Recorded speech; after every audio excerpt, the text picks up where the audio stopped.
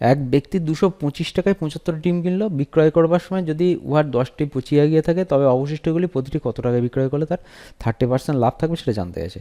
তো এখানে দেখো আমাদের 225 টাকায় 75টা ডিম কিনেছে, 225 টাকায় 75টা ডিম কিনেছে, 75টি ডিম কিনেছে।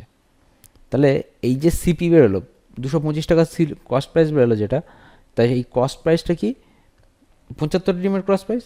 তাহলে এখন 10টা ডিম পচে গেছে, তো 10টা ডিম যদি পচে গিয়ে থাকে, 10টার চেয়ে পচে গেছে, তাহলে এখন পড়ে আছে কটা, 75 বিয়োগ 10 মানে 65টা ডিম পড়ে আছে। তাহলে 65টা ডিমের কস্ট প্রাইস কত হবে? তাহলে 65টা ডিম অ্যাকচুয়ালি 10টা ডিমের দাম তো আর পাবে না কোনো মুহূর্তেই, পচে গেছে যেহেতু।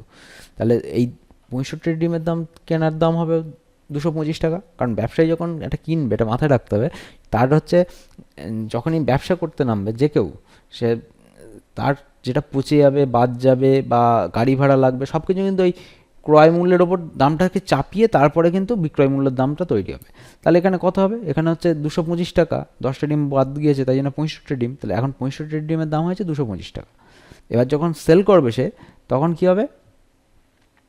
তার দামটা গিয়ে দাঁড়াবে হচ্ছে 30% লাভ করবে।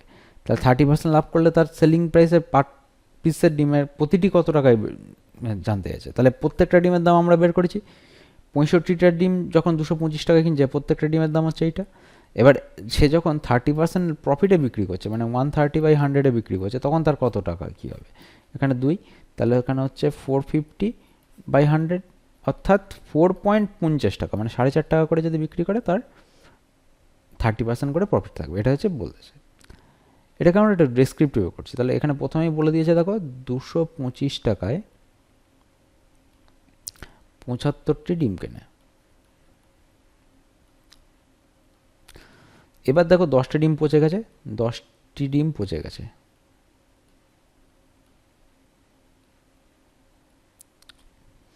তাহলে 75 বিয়োগ 10 সমান সমান 65টি ডিম, 65টি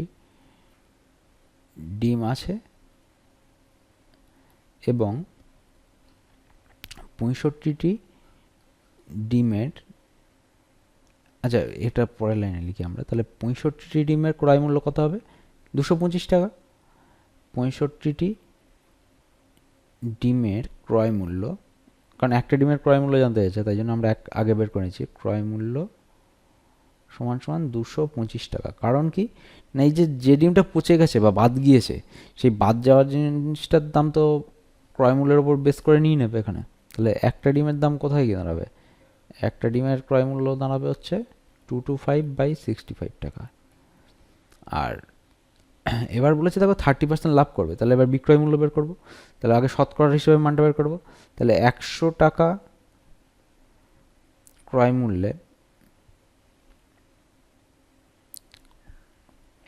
এখানে লিখে নেবে 30% লাভ করতে হলে, 30% লাভে বিক্রি করতে হলে, বিক্রি হলে 100 টাকা ক্রয় মূল্যে বিক্রয় মূল্য হবে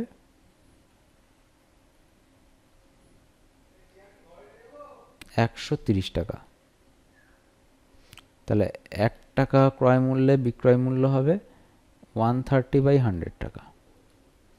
তাহলে 200, এখন একটা ডিমের দাম কত? 225/65 টাকা। তাহলে একটা ডিমের ক্রয় মূল্য কত সেটা বেরিয়ে আসবে এখান থেকে, 130 ইন্টু 65, সরি 130 ইন্টু 225/100 ইন্টু 65 টাকা।